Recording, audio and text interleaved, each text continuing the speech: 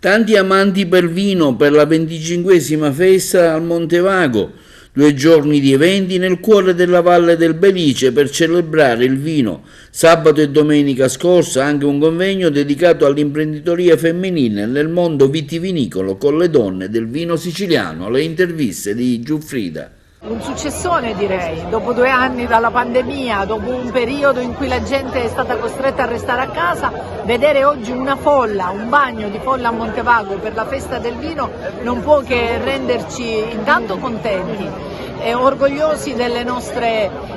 radici, felici per quelli che sono, diciamo, i prodotti di questa terra. E questa sera il fatto che dai bambini agli adulti, ai giovani, per ogni fascia di età ci sia un momento per potersi divertire, credo che sia l'obiettivo raggiunto da parte dell'amministrazione, e questo da un certo punto di vista può essere considerata un'edizione al femminile. Siamo alla 25esima edizione e quello del pomeriggio è stato un convegno incentrato sulla imprenditoria femminile che ha investito nel vino, nel territorio e in quella che è la risorsa principe. Quindi anche questo momento di confronto credo che sia stato un momento molto bello, dove ognuno per le proprie caratteristiche e per il proprio impegno ha messo in evidenza cosa si può trarre dal proprio lavoro e dal proprio lavoro in questa terra. Parleremo di imprenditoria femminile nel mondo del vino, lo facciamo con l'associazione Le Donne del Vino, che rappresentiamo, di cui anch'io faccio parte come socia. Il nostro focus sarà questo, ma soprattutto a parlare saranno delle donne che lavorano in questo settore con delle professionalità e competenze differenti. Ci sarà la nostra delegata regionale Roberta Urso, che è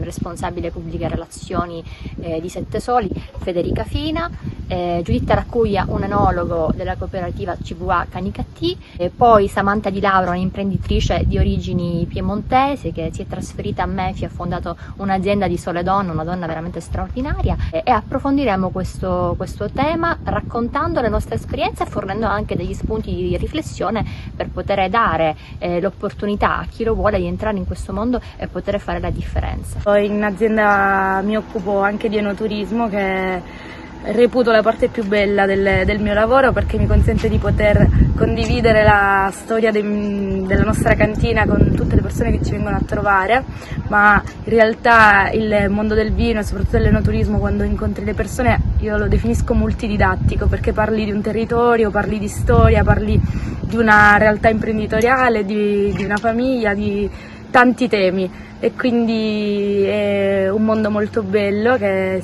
in netta crescita ormai. Faccio parte di Donne del Vino con tanto orgoglio ed entusiasmo, siamo una squadra meravigliosa, ci definiscono vulcaniche e sinceramente posso confermare, perché quando ci riuniamo è un vortice di idee e di collaborazione, e quindi è un'atmosfera molto molto bella. Sostanzialmente oggi ho riportato la mia esperienza, quindi l'esperienza di una giovane enologa in un ambiente tecnico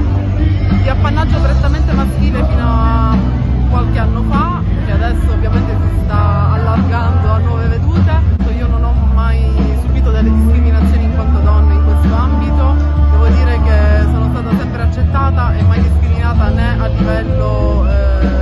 monetario, se vogliamo essere venali, né a livello personale. L'importante secondo me è farsi accettare prima di tutto come figura tecnica, professionale, a prescindere dal genere, e dopodiché esprimere il proprio essere. Montevago, terra di cultura, di storia, di tante imprese locali, di olio, di bellezze naturali, ma soprattutto di vino. Una sagra che è giunta alla 25esima edizione, che celebra il vino, che celebra la vendemmia, che celebra anche la condivisione di momenti belli come quelli che abbiamo vissuto questa mattina insieme a tanti amici, tanti giornalisti che da fuori sono appunto venuti a Montevago per divertirsi e celebrare la vendemmia e il vino insieme a noi. Un posto ancora oggi straordinario. Siamo stati al cosiddetto Paese Vecchio, con questa chiesa veramente incredibile. Il lavoro che si sta facendo è davvero meritorio, e abbiamo anche scoperto tante aziende, tante nuove aziende vorrei dire. Sicuramente oltre alla straordinaria e bellissima azienda di Stefano Gentile, azienda agricola Chiusa, che esiste da tanti anni, ormai da più di un decennio. Ci sono anche nuovi e giovani che si approcciano, come Fiorale, come Tenimenti del Belice, e poi anche un po' anche vini di tutti i territori. Quindi veramente il vino poi in questo è condivisione, cultura e comunicazione, e oggi è sicuramente uno dei punti davvero su cui porre l'attenzione per la crescita di questo bellissimo territorio.